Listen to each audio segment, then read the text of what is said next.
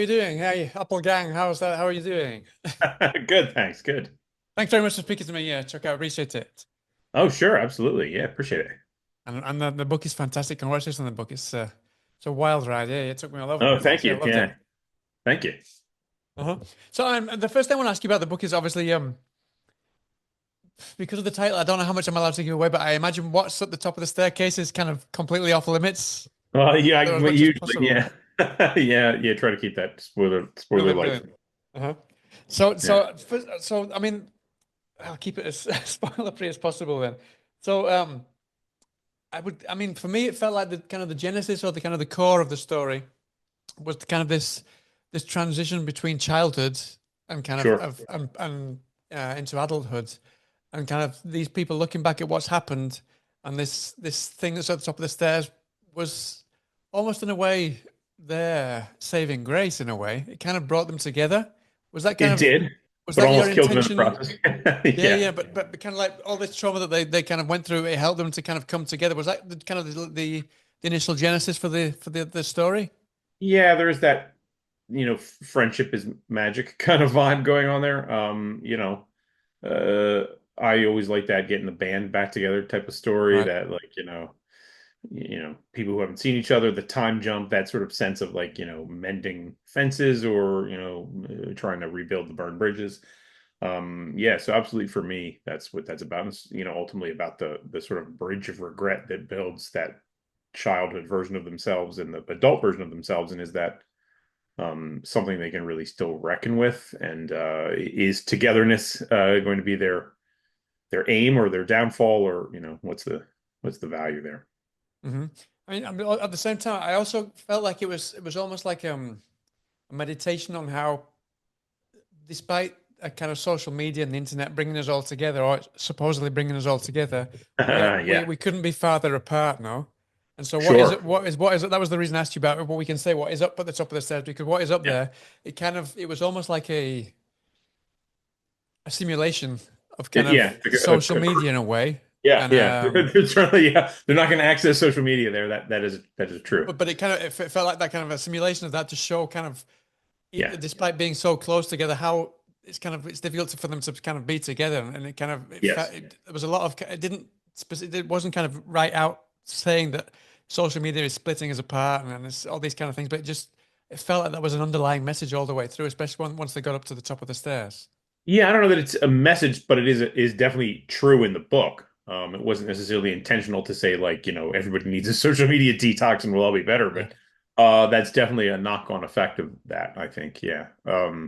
That said, where they go isn't, I'm sure they would have rather have just had social media than have to deal with what they deal with in the course of that book. Uh-huh. But I mean, talking of technology, there is some technology in there. I don't. I'm guessing that you're an avid gamer because there's quite a lot of stuff in Yeah. there. Uh-huh. Yeah, there's a lot I'm of I'm not game so much. I mean, I do play some video games and things like that, but Yeah. I'm not a huge gamer. So I was a little Yeah, I kind of grew up with them concerned and because I thought yeah. some of it was going to go over my head, but no, not really. So I'm just kind of interested how you navigate that, just to make sure that you don't alienate some of your audience, just to make sure that it's kind of bite-sized bits of technology in there and gaming. Weirdly, I tried to not worry too much about Right. alienating some of the audience. There's always something that, people are either not gonna get or appreciate or won't, speak to them. But for just as many people as it's not going to speak to, there's also going to be hopefully as many that it does, that there's something there. I always say that storytelling is like an exhortation against loneliness. Like it's trying to be like, I'm in the dark yelling out to see if anyone else will yell back. And so, hopefully the people who read this and enjoy it are the people who yell back. So I definitely think, my generation, some of my generation anyway, was weaned on games and, Mhm. not just grew up with them then, but probably still have them now. And to sort of place one of the characters then as a game designer who can contextualize this stuff instead of just being like, authorial speak, like, oh, it's like a game, right? And I'm not trying to drop Right. that on people, without the lens of that character. The lens of that character helps make that a thing, I think. Talking of the characters, I imagine one of the characters were the first one that you came up with, and that kind of let all the other Yeah, ones kind of flourish. Can you kind of, without giving too much away, can you tell us which one came first for what reason and how the other ones came about? Because I I think think people Owen is like the to say first that one. it's like you've got, is it 4 or 5 characters, and most of them are kind of on the Yeah. fringe and they feel alone, whereas Yes, one they all kind person of, yeah. is Five kind of wants to be tied with them, friends but is together. also very different at the same time. Yes. Laura is more successful than the others, but also in many ways is also more isolated than the others, even though they're so together with other people. I don't know which one I came up with first. I think Uh, Owen was the first I really started writing first. right. I'm not sure.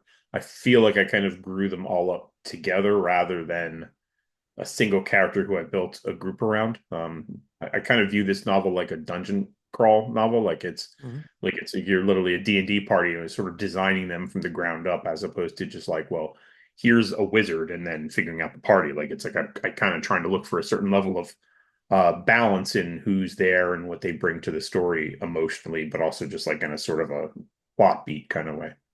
Hmm. And when you, I mean, you created these characters, it's impossible not to say, well, hey, this sounds a bit like it or something like that, no? So I Oh, imagine, sure. Yeah. was there any specific tropes or any kind of things that from those kind of books or movies that you wanted to not fall into those pitfalls and kind of make sure that this was kind of your own thing? Yeah, it's always tricky because there's not a whole lot of original stories, especially anybody writing a horror novel is inevitably gonna get the comparison to a Stephen King novel of some Sure. kind. The goal for me is always to just create, like if I were to write a story that were or if I were to retell Die Hard, like inevitably I'm going to distance myself from it just by wanting to tell the I wanted to story be it. Yeah. with the yeah right with the way that I feel about things and the things that I'm bringing to the table are going to be something different. So I'm always in love with that. As like I said, that the getting the band back together stories is always I mean it's a trope of fiction just in general of like, well, here's our flashbacks to our former selves.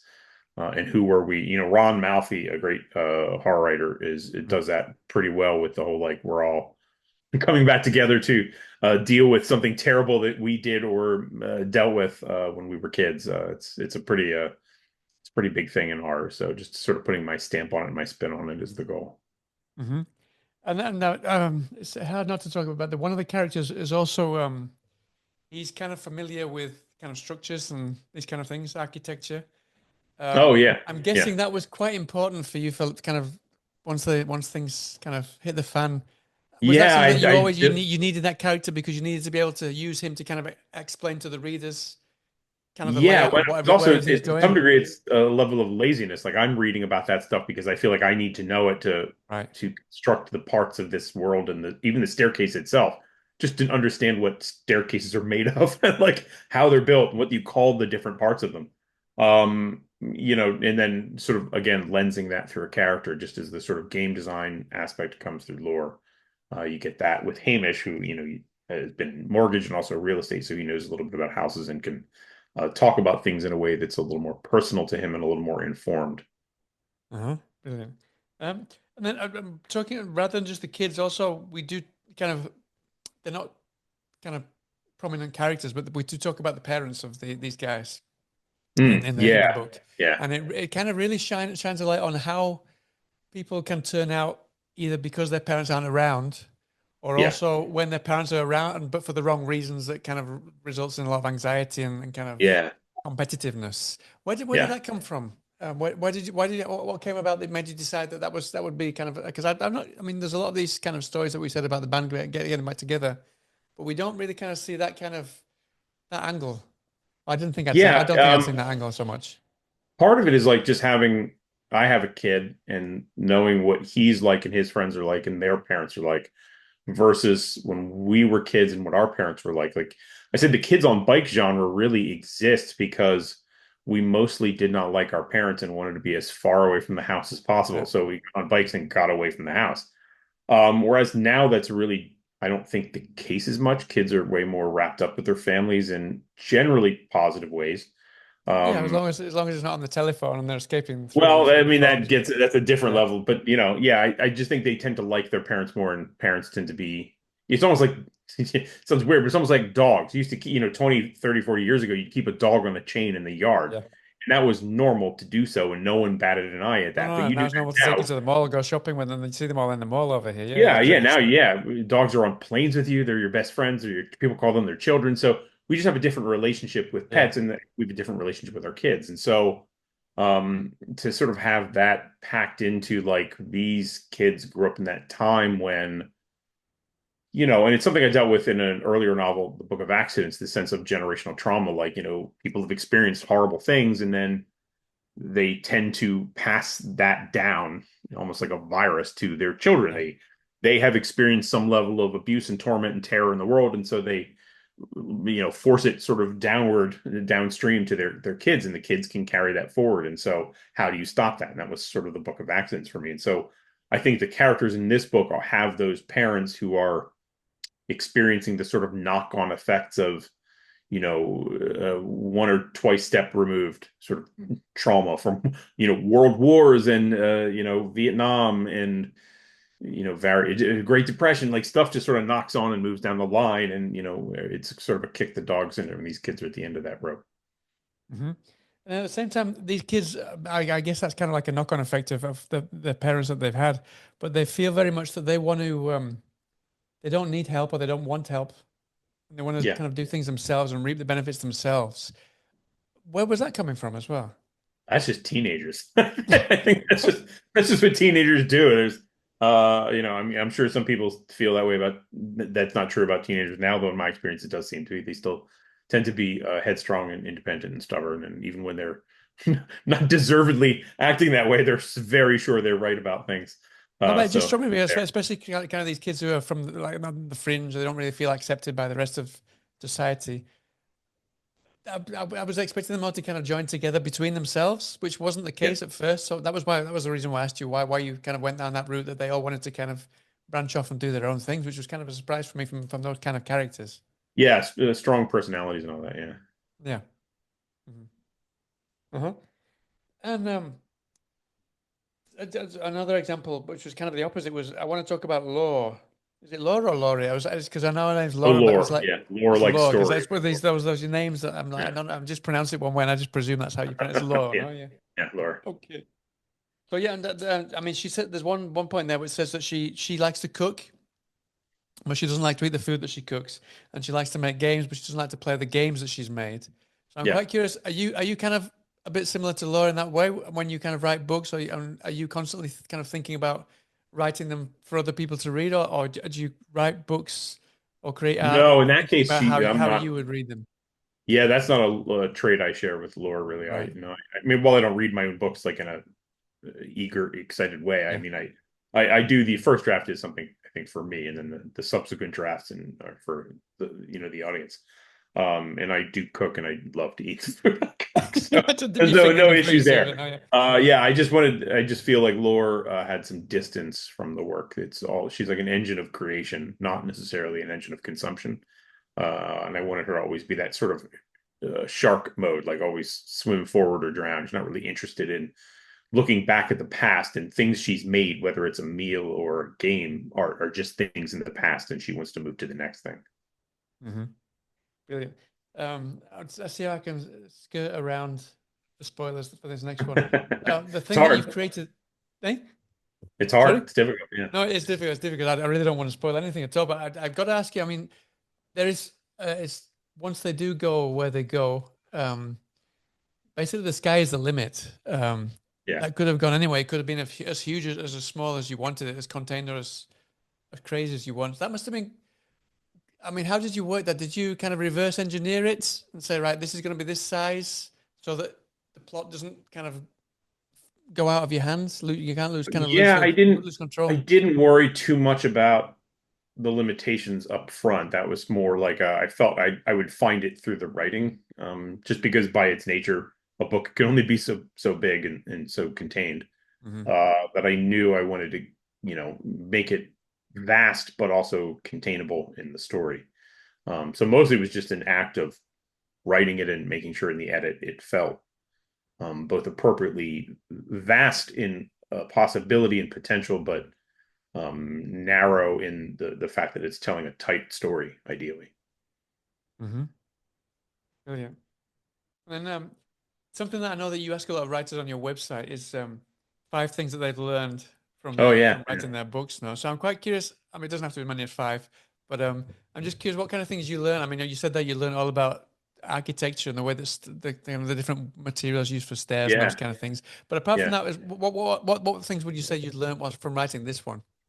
You know, obviously not just the architecture, but the staircase, and obviously about actual staircases in the woods. I did research on those and went to visit one in New Hampshire. Actually, it's And an there, actual phenomenon. There are kind of things there. oh yeah, yeah, absolutely. People All go to right. build houses in the woods, and then either they stop because they run out of money, or they realize it was a bad place to build a house, or just time happens as they move out. And you know, the elements work their way in to the house.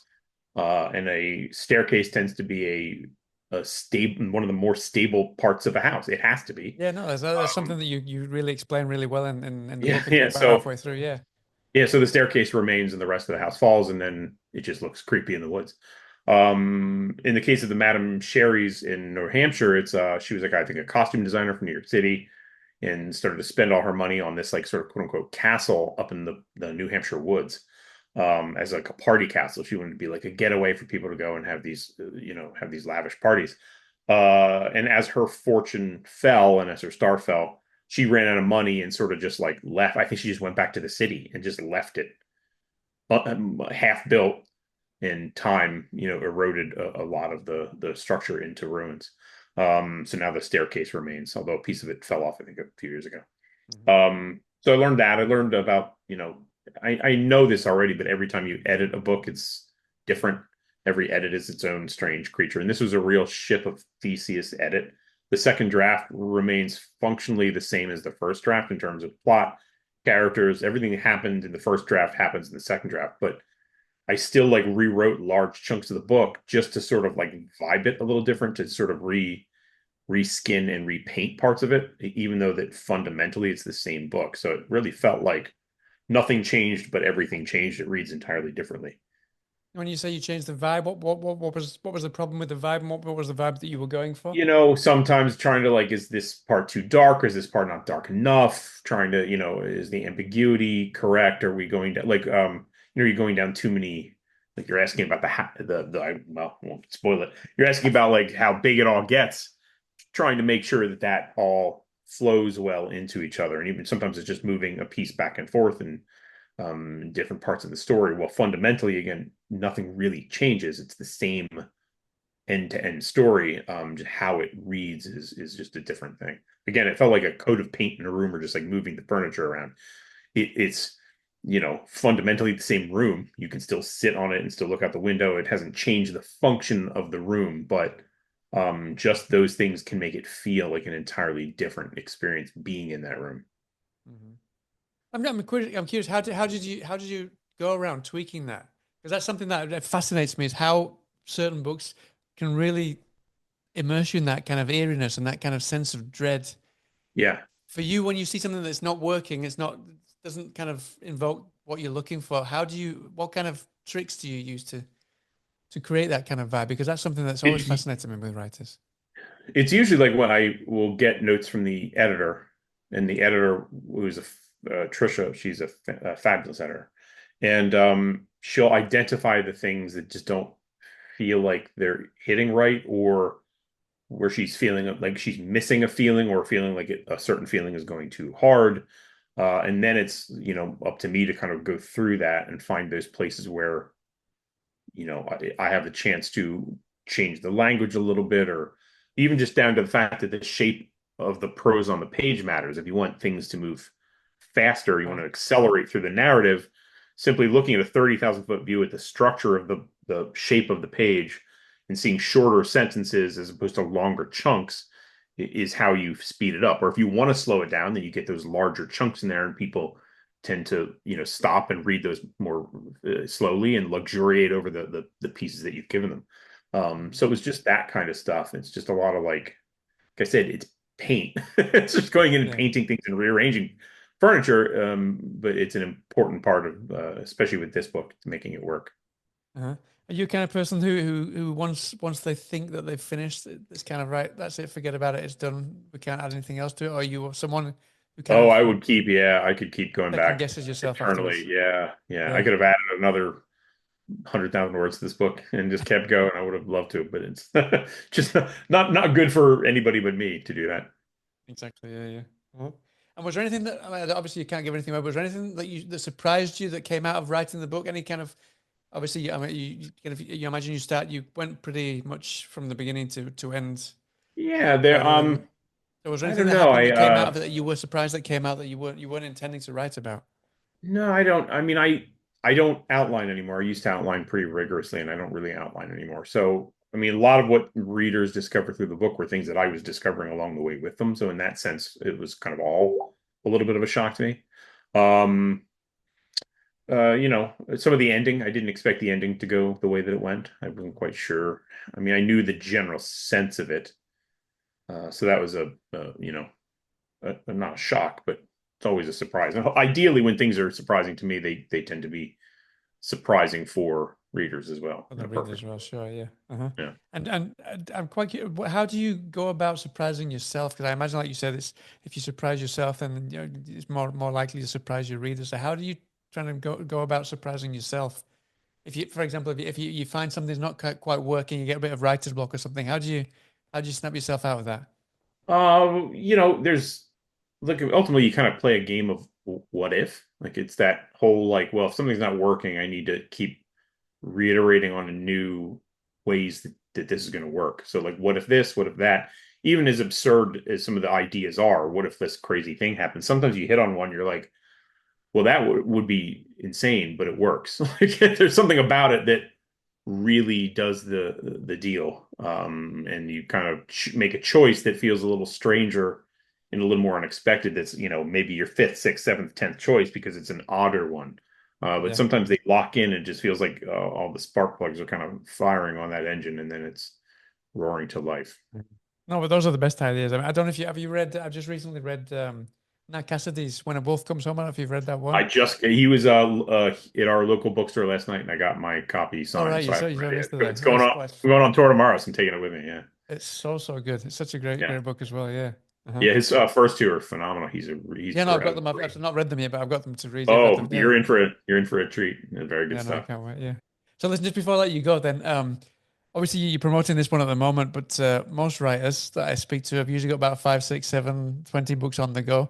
So is there Yeah, anything that you can tell us that we can maybe hope for sometime soon?